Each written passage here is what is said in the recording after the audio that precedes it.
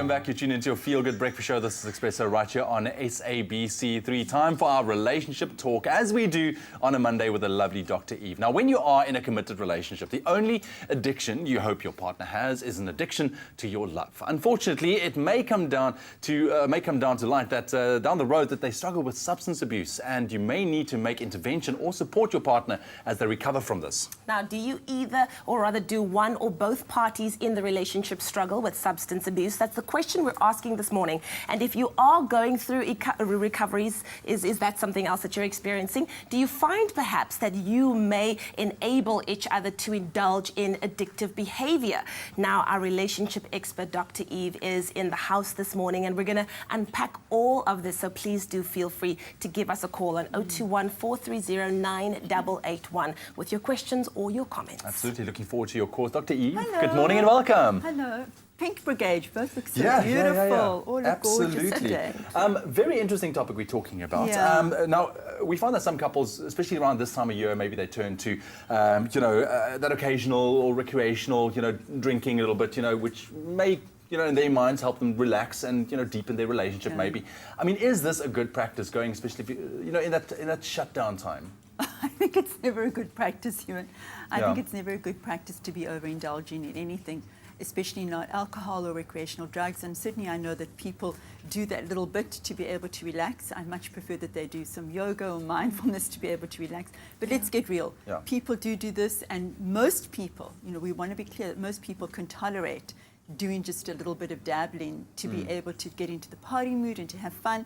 I do want to say, though, as a kind of a warning thing, that this puts us into a less inhibited state of mind, and therefore we are much more prone to be exercising violence, uninhibited behavior, and not safe sex either. Exactly. So that's just kind of the caveat of safety that I want to put in, or warning of danger that comes along with any kind of dabbling. But we're talking today about real addiction, the group of people who really have an addiction problem around any kind of drug or alcohol use, and it is a killer of what we call social health. It impacts very deeply on people's overall relationships, not only their intimate relationships, but their relationships with family, with friends, with colleagues, with work. It has a deeply negative impact. We're focusing, of course, on intimacy, what it does to your relationship and intimacy, and what you mentioned just now, and the codependency and the enabling that happens between two couples. So it's never a good idea to begin dabbling and then to find that the dabbling kind of gives me the relief that I want, and therefore I'm going to keep dabbling, because that can turn into an addiction for a group of people. Exactly. Well, we are talking to Dr. Eve this morning about alcohol within relationships, and what I want to find out from her after the break is, when does a couple know that it has now become an addiction? It starts off as something that is very just easy and chilled, and before long you don't even realize it's become an addiction. So if you are struggling with, or you have a question or comment, please do give us a call, 021-430-9881. It's my Feel Good Breakfast Show. That's very powerful words, stuff, eh? Really love powerful. it, love it. Gentlemen, stand up, be outspoken and educate. Go out there and make a mark. Now, we are talking in the same vein with about that with Dr. Eve. She's in the hot seat this morning, talking about the very serious topic of substance abuse and addiction within relationships. And if you have any questions or queries, you can always phone us, 021-430-9881. That is the number. Thank you once again, Dr. Eve, for joining us. So, Dr. Eve, we mentioned a little bit earlier on that you're in a relationship, it's loving, and you dabbling with a little bit of alcohol consumption as a way to relax. But when do you know that the recreational use of alcohol becomes a problem in your relationship? When do you know for sure that it's become an addiction? Yeah. So for couples, and we're talking about people in relationship, when she or he begins to feel that they're actually becoming secondary to the drug, then you got to know that something is out of sync here, and I need to be concerned around what's going on with my partner and begin to talk about it. Then there are lots of other kind of signs and symptoms that begin to occur in the relationship, Leanne. Think about a regular relationship. They're really complex, they're really complicated. We're always trying to keep one step ahead of each other in a regular relationship. Then you bring in the addiction, whether it's drugs or alcohol, and other elements come in, such as secrecy. So the person who is abusing the drugs is going to go into a secret place. And then you as a partner, you're always going to be asking, where were you? Where are you? Who are you with? What are you doing? Tell me about what happened to you today. where's all our money going? Yeah. And suddenly you don't want to go out and hang out with our friends. You know, you become isolated because you're really having a primary relationship with your drug of choice. And this impacts deeply on the relationship. And so then the person is going to know there is something else. There's like almost like I'm feeling betrayed, that there's a lover in this relationship who I'm competing with for attention. And they discover that the lover is really the drug. And it feels as painful. Yeah. What should you do? Because naturally, you know, a scenario like that can definitely erode a relationship. I mean, it can go downhill very, very fast. But what should you do when you find out that your partner is suffering with something, either drugs or alcohol, and has been hiding from you? I mean, how do you address it? What should your first step kind of be? Not to become an enabler. And what that means is don't be the person who makes excuses for your partner. Like, okay, I believe you, it's only just this one time, or you're having a stressful time at work and therefore you need a lot more alcohol, a lot more cocaine to get you through this time at work. Don't allow it to keep happening by you justifying your partner's drug addiction or alcohol addiction. Go and get help. In two ways. The first thing is you want to get support for yourself as an independent person in that relationship. And the second thing is you really want to start encouraging your partner to go and get some addiction treatment by catching it early on. You know, people will say, I don't really have an alcohol problem. I can stop anytime I want to. Those are like red flags because you can't stop anytime you want to. Don't wait until you find the bottles that are being hidden somewhere in the cupboard. Immediately take control of the situation for yourself and talk to your partner. Talk to it. Get your partner into treatment because the initial response is going to be resistance. I don't have a problem. And if you're an enabler, you are going to say, you know what, I agree. My partner really can take control of it and he or she's not really got a problem. Because who wants to go down that road, excuse me, into rehabilitation? Who wants to acknowledge, I am an addict? Because your entire lifestyle has to change. Exactly. And who wants to do that? And it's a really difficult thing. So the partner easily becomes an enabler and codependent. Perhaps he's codependent as well. Dr. Eve, we've got a caller on the line this morning, Joan from Cape Town. Goeiemôre, Joan. Hi, goeiemôre. Hi. En ja, ek especially John, sorry, ek is baie jammer van my stem, maar omdat ek altyd maar sing en dat. Ek sê kan ek Afrikaans praat? Yes, Dis you reg, can, ja. Joan. Yes. Engels, goed, ek praat maar Engels.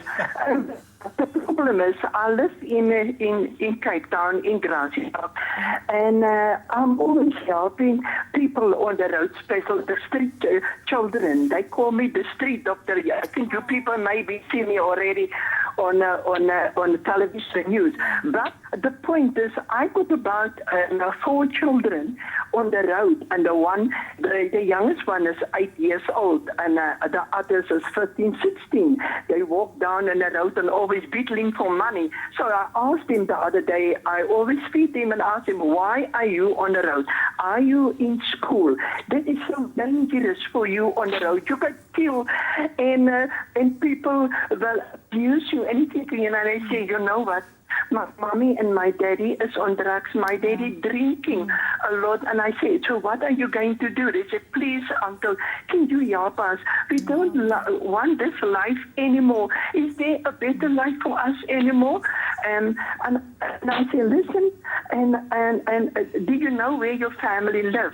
So I was going back to Manenberg and see the people. And I was crying when I stand in the front of these people's door, and the woman say, my husband is in drugs, and he can't look after his children, and we kicked the children a long time ago out, so please save my house. I just want to say this morning to all the men, please looking after your children, give them love and help them wherever you can. Thank you so much from me out of the mother city in Cape Town. Thank you, Joan. Thank you so much, Joan, doing amazing work on the streets of Cape Town there. Indeed. But just how real the situation is. Yes, exactly. And also how limited the resources are. You know, what does Joan do with all of these children who are on the street? And if she knocks at the door of the parents are not going to cooperate. They probably would be quite abusive towards her. Yeah. This is an epidemic that is happening in our country, all over the world, but certainly in our country. Yeah, some powerful words there, but we'll definitely have more with Dr. Eve after the break. That number again, 021-430-9881. It's my feel-good breakfast show. It's my feel-good breakfast show. Welcome back. You're tuning into a feel-good breakfast show, Expresso, right here on SABC3. Now, our relationship expert, Dr. Eve, is in the hot seat with us, helping us to dissect the very serious topic of substance abuse and addiction in relationships. And if you have any questions or comments, please feel free to call us 021-430-9881. And Dr. Eve will be chatting with you. But we do have a call on the line. We've got a call on the line who called a couple of months ago. Amber from Middleburg. We're catching up with you again. Amber, good morning. How are you? I'm fine, thanks. How are you? Very, very good. Amber, you've got a little bit of an update for us. Do you want to let us know what's happening? Yes, love, I have. You know, the last time I told you that we actually had to throw our child out on the street. Wow, yes. And I didn't know what he was going through, but it was heavy stuff, not just marijuana. Yeah. It was heroin and all sorts of things. And he kept getting thinner and thinner and thinner. And a friend of mine happened to phone me from Sabi. Yeah. And she said she'll get a number for a rehabilitation center. Mm-hmm. That was the Thursday. The Friday, the psychologist phoned me. She says she's coming through to Middleburg. I must just meet her at the toll gate, and she'll take him through. So that's God's working in that child's life. Yeah. It's just like overnight thing. Wow. Sure. But I want to know if a year long enough to become rehabilitated, because it's got to be there a year. Yeah. John, what's going to happen is that he's going to, for the rest of his life, have to belong to NA, Narcotics Anonymous. He's going to have to keep in a program forever. He's always going to be an addict, and what he will then be called is a recovering addict, an addict in recovery. He's never not going to be, it's like somebody who's diabetic. You're never not diabetic. You are going to be somebody who's going to be in recovery, and you're going to be needing to take medication. Yeah. It's a lifetime process. And so you as a mom, you know, it's good that you get informed so that you can support him in his ongoing rehabilitation, even after a year. You want to make sure that he goes to his weekly meetings, that he has a sponsor in his life, and that he's able to create a lifestyle and new friends who are not going to be part of his drug world.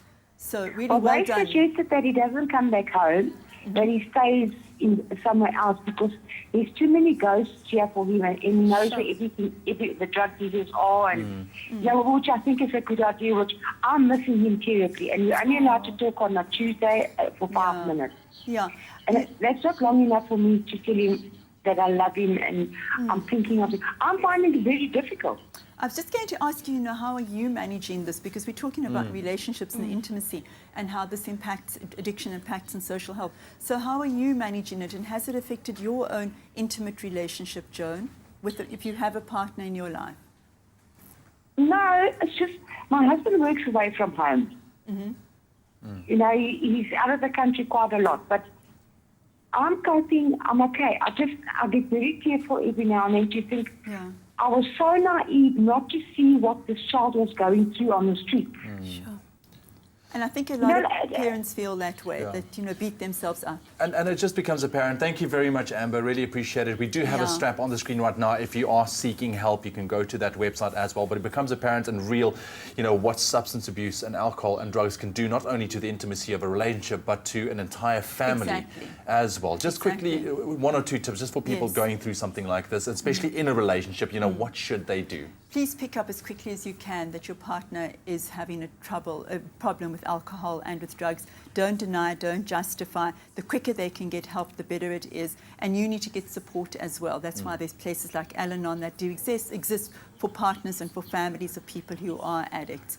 Don't deny it. And we're going into the silly season where there's going to be much more availability, permission given for people to be engaging and indulging. Please be careful, and also be very aware that, as I said when we started, safer sex is something which has to be taken into consideration. Yeah. Cool. Of course, if you are struggling with substance abuse and addiction, there is a strap, or currently a website on our screen, wedorecover.co.za. Make sure that you get the help that you so rightly deserve. Yeah.